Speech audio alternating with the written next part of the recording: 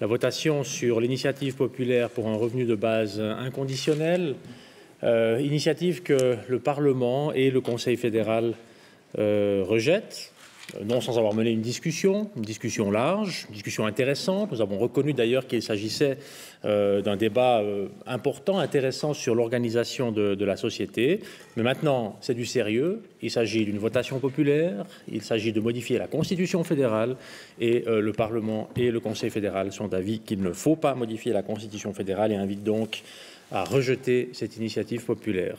Nous sommes arrivés à la conclusion qu'une telle initiative et qu'un tel revenu pourrait conduire à affaiblir notre économie.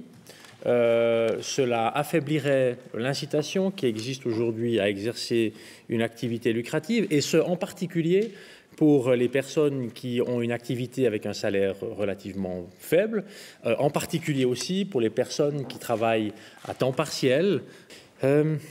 Naturellement, ça a aussi des conséquences pour notre système de sécurité sociale qui ferait face à de nouvelles questions, pour le moins, de nouveaux problèmes, de nouvelles difficultés. Alors c'est vrai que le revenu de base inconditionnel pourrait remplacer une partie des prestations en espèces de la sécurité sociale, mais il faut quand même constater que ça ne suffirait dans la plupart des cas pas. Et donc le risque, oui, si on peut le formuler ainsi, c'est qu'on ne simplifie pas le système d'assurance sociale, mais qu'on le rende plus compliqué. Mais enfin, on a quand même dû essayer d'estimer ce que cela pourrait signifier sur le plan financier. Il a fallu faire quelques hypothèses pour ça. Et ces hypothèses, sont tirées de ce que ont affirmé aussi notamment les auteurs de l'initiative, qui ont évoqué dans le débat un montant mensuel de 2 500 francs par adulte et de 625 francs pour les enfants et adolescents. Si on regarde ce que ça signifie globalement pour le pays, c'est un total d'environ 208 milliards de francs pour la Suisse chaque année.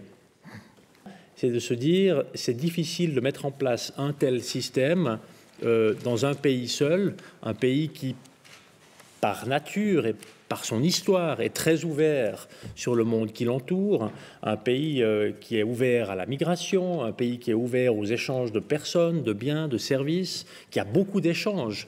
Et là, naturellement, la question se pose de ce que signifie l'introduction d'un revenu de base inconditionnel en Suisse, alors qu'il ne serait pas introduit dans les pays voisins. Et se pose très rapidement la question de savoir qui a accès et à quelles conditions à ce revenu inconditionnel de base. Nous partons aussi de l'idée que cette introduction d'un revenu de base serait dans le fond une expérience assez risquée avec la situation que nous connaissons aujourd'hui. Mais en même temps, l'initiative donne l'occasion d'un débat essentiel sur la valeur et l'organisation du travail. Le travail, c'est plus qu'un gagne-pain, ça n'est pas qu'une question d'argent. Zu sagen, dass der Bundesrat anerkennt das Anliegen der ganzen Bevölkerung ein menschwürdiges Dasein und die Teilnahme am öffentlichen Leben zu ermöglichen. Es ist bei uns schon der Fall so mit dem System, auch sozialen System, die wir im Moment in der Schweiz haben. Und wir denken auch, dass ein bedingungsloses Grundeinkommen wäre der falsche Weg.